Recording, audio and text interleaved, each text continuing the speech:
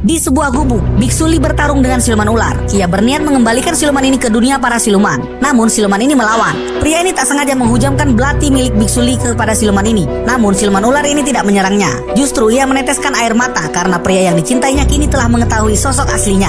Ketika Biksu Li hendak menangkapnya ke dalam mangkoknya, siluman ini menjebol lantai dan kabur ke danau yang berada di bawahnya. Biksu Li melarang muridnya untuk mengejar siluman itu. Ia yakin siluman itu tak akan bertahan lama karena telah tertusuk belati roh. Meski sempat terkejut setelah mengetahui bahwa istrinya adalah seorang siluman, pria ini terus meratapi kepergian istrinya. Di tempat lain, siluman ular ini sedang berada di kondisi kritis setelah ia kehilangan sari hayatinya. Siluman ini juga terkena tusukan belati roh milik Biksu Li. Sang adik menawarkan untuk memberinya sari hayati miliknya, tapi sang kakak menolak. Ternyata pria ini tetap ingin menyelamatkan istrinya meski ia telah mengetahui bahwa istrinya adalah seorang siluman. Tikus ini memberitahunya bahwa ada satu tanaman yang bisa membangkitkan yang telah mati, alias bisa menghidupkan siluman ular putih kembali menjadi manusia seutuhnya.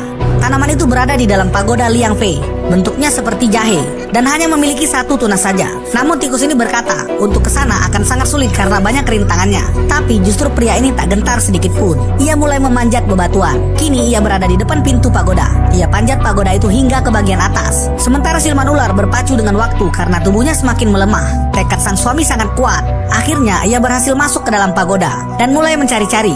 Setelah lama berkeliling, ia akhirnya menemukan tanaman yang ia cari. Namun ternyata sangat sulit untuk menangkapnya. Pria ini mencoba menangkap obat roh, namun ternyata obat ini bisa menyerangnya. Bahkan satu persatu obat ini menyerang pria ini. Pria ini berusaha melepaskan diri, namun ia kesulitan. Kini badannya tertutup oleh akar-akar obat roh itu. Ia menghidupkan api dan membakar obat roh ini. Satu persatu obat roh itu melepaskan diri dari tubuh pria ini. Dan ada satu obat yang tidak terbakar oleh api.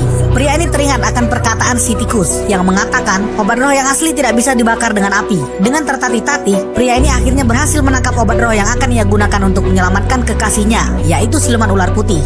Lonceng di pagoda berbunyi. Dari kejauhan, Biksu Li menyadari bahwa obat roh telah dicuri. Semua siluman yang terperangkap di sana kabur satu persatu. Ternyata obat roh itulah yang menahan para siluman selama ini. Pria ini menitipkan obat roh kepada si tikus. Para biksu datang beramai-ramai. Roh para siluman jahat akhirnya masuk ke tubuh pria ini.